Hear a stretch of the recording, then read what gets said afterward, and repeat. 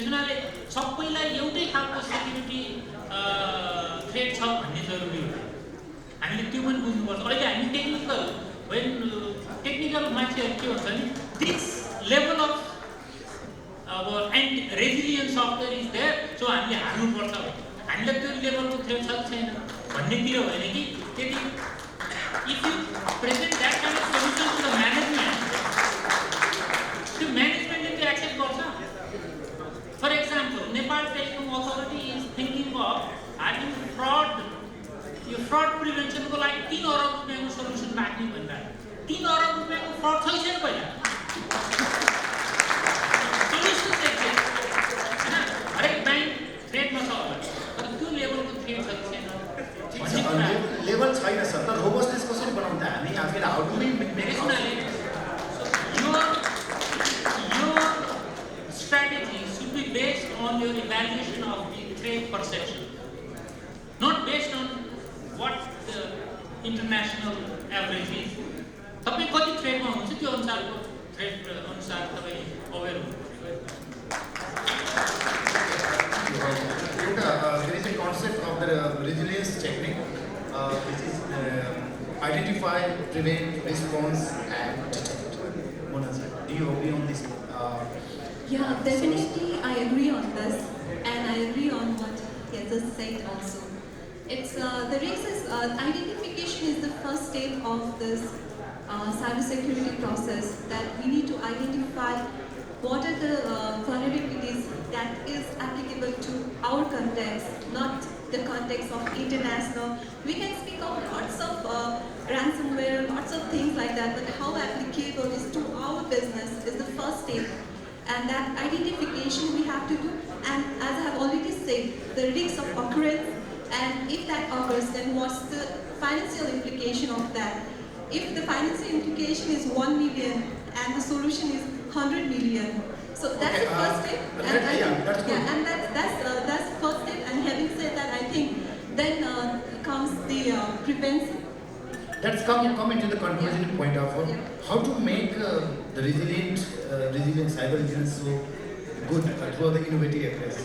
Innovative approach would be a good answer. I think if you say, would like to share Santoshi or त्यसको लागि अब के approach हुन सक्छ भन्दाखेरि अब त्यसैमा हो यसैमा अब डिटेक्सनको लागि अघि पनि धेरै कुराहरू भयो हाम्रो यो इन्फ्रास्ट्रक्चर सेक्युरिटीको कुराहरू भयो इन्फर्म सेक्युरिटीको कुराकानीहरू भयो तर हामीले whatever detection technology we employ there's always a risk that we get exploits and we get vulnerability र त्यस्तो ठाउँमा चाहिँ हामीले त्यस्तो vulnerability भयो भने अरू प्रिभेन्सन लाइक डिटेक्सन टेक्नोलोजीहरू पनि लगाउन सक्छ. Okay,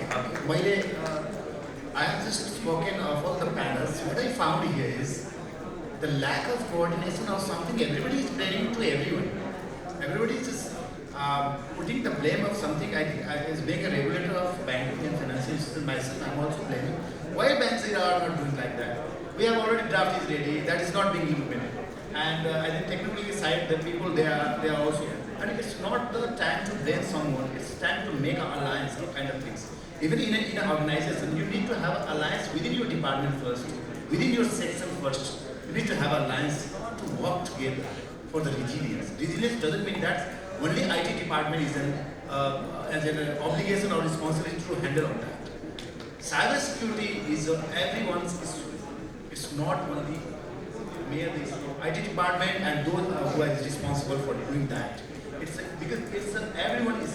So I'm just focusing this point at the concluding point here to make to start the alliance within the department, within the section first of all, and within the organization. Then when we go to the national level or kind of regional level alliance, then global alliance, and that where we can start fighting cyber security threats and where the resilience is there. Isn't it something? What do you think about it? Yeah, I do agree with your idea. मलाई लाग्यो के भन्दाखेरि तपाईले भने जस्तै cyber रेजिलियन्सको लागि एउटा alliance पक्कै पनि जरुरी छ तर मैले देखेको के भन्दाखेरि त्यो साइबर रेजिलियन्सको लागि वर्क गर्नकै लागि पनि एउटा अलायन्स जरुरी छ के साइबर रेजिलियन्सको लागि भोलि गरौँ न पहिला इस्यु के हुन् भनेर छलफल गर्नुको लागि एउटा अलायन्स बन्यो के यहाँ त छुट्टा के भयो भन्दाखेरि इन्डस्ट्रीको एउटा अलायन्स बनेको छ ब्याङ्करहरूको एउटा चाहिँ नि हाम्रो थ्रेट डिटेक्ट गरेर हाम्रो वर्क गर्ने भनेर भन्ने एउटा अलायन्स त्यसपछि गएर अर्को इन्डस्ट्रीको एउटा छ, त्यसपछि गएर डिवाइडीको एउटा हुन सक्ला, त्यसपछि गएर के भन्छ रेगुलेटरले एउटा बनाएको हुन सक्ला। यहाँ त छुट्टा छुट्टै भयो र त्यो बिचमा चाहिँ नि उपभोक्ता चाहिँ नि हरायो कि एन्ड युजरको इन्ट्रेस्ट चाहिँ कसले पुग्यो त भनेर भन्दाखेरि यो सबै रेजिलियन्स भनेको ठुलो कम्पनीको लागि मात्र आवश्यक हो कि भने जस्तो लाग्न थाल्यो। बिहान एउटा मैले स्लाइड हेरिरहेको थिएँ, बिहान आउँदै प्रत्येक 1 मिनटमा चाहिँ नि डेटा साइबर क्राइमबाट 6500 रेकर्ड चाहिँ नि ध्वस्त हुन्छ अरे, $4400 चाहिँ नि साइबर क्राइमले गर्दा खर्च हुन्छ अरे, 832 भर्जन चाहिँ नयाँ मालवेयरहरू आउँछन् अरे, अनि $2 लाख भन्दा बढी चाहिँ साइबर सेक्युरिटी टुलमा खर्च हुन्छ अरे, अनि अर्को 2 लाख चाहिँ साइबर सेक्युरिटी रेगुलेसनमा चाहिँ खर्च हुन्छ अरे। तर अवेरनेसमा कति खर्च हुन्छ भन्दा 5 पैसा पनि उल्लेख छैन। त्यहाँ खर्च नै हुँदैन भन्न खोजे होइन, तर अवेरनेसमा हामीले कसले खर्च गरिरहेको छ? सरकारले खर्च गर्ने हो कि रेगुलेटरले खर्च गर्ने हो कि इन्डस्ट्रीले खर्च गर्ने हो कि? अवेरनेसमा पनि हामीले इनपुट दिन पर्यो। हामीले अवेरनेसमा काम गऱ्यौँ भने प्रिभेन्सनमा कम पैसा खर्च हुन्छ, त्यही भएर त्यतातिर पनि जोड दिउँ भने चाहिँ नि एन्ड युजरको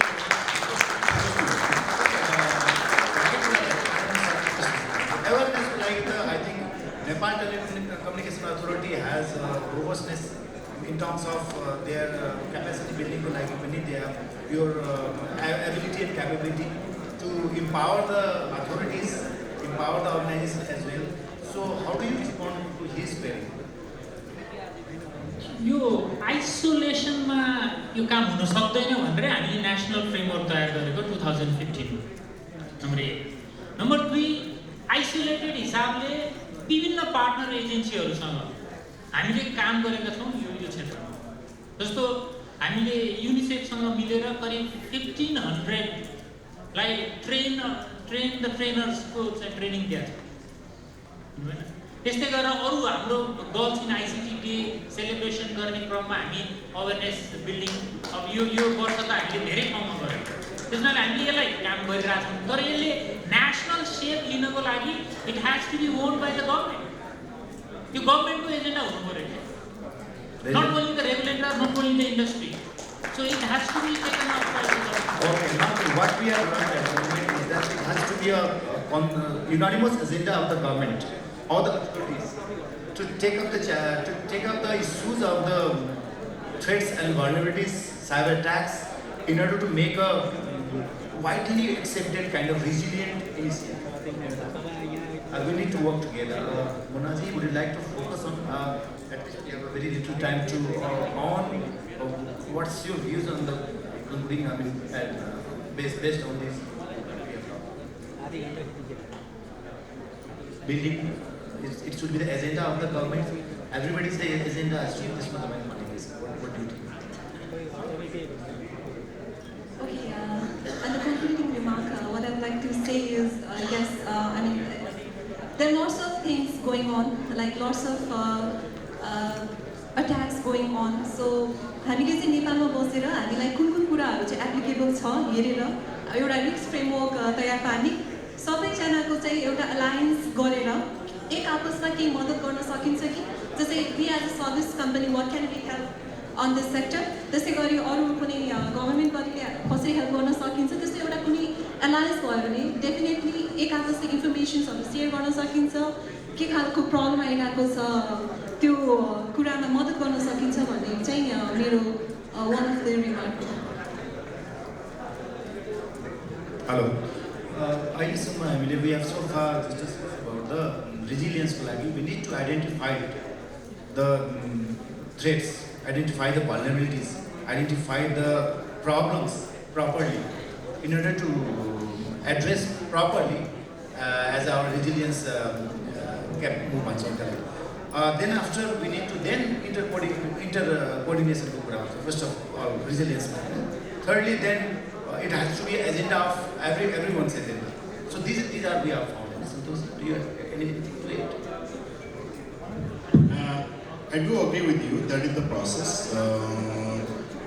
पक्कै पनि एउटा कुरा के भन्नु भन्दाखेरि हामी ठुलो अपर्च्युनिटी पनि हाम्रो ढोका अगाडि छ। हामी आइओटी कुरा गरिरहेछौँ, एआईको कुरा गरिरहेछौँ, बिग डेटाको कुरा गरिरहेछौँ, मेसिन लर्निङको कुरा गरिरहेछौँ, तर हाम्रो घरकै समस्याहरू कत्रा छन् भन्ने कुरा पनि हामीले त्यसलाई चाहिँ आइडेन्टिफाई गरेर त्यो अनुसारको चाहिँ नि त्यो रेडिमेड सोल्युसनहरूले काम गर्दैन। हाम्रो आफ्नो जुन प्रब्लम छ, जुन च्यालेन्ज छ त्यसलाई त्यसरी नै सल्भ गर्नुपर्छ। त्यसको लागि हामी आफै बस्नुपर्छ, सबैजना आउँ बसौँ, त्यही अलायन्सले काम गर्ने भन्ने हो र यो अपर्च्युनिटीलाई मैले के गरी पनि प्रयोग गर्छु भन्दाखेरि internet society is looking forward to work with every stakeholder we are open and we are ready to cooperate Thank you very much for the panel. अहिले हामीले के बुझ्यौँ भने what we have thought कि we need to have a strong kind of, we need to build a strength and robustness within ourselves as well in order to fight. First of all, identify and then measurement, then we need to build. Then intercoordination, then alliance, together all it, we can make the cyber resilience, I think so. Thanks to all the panels being here.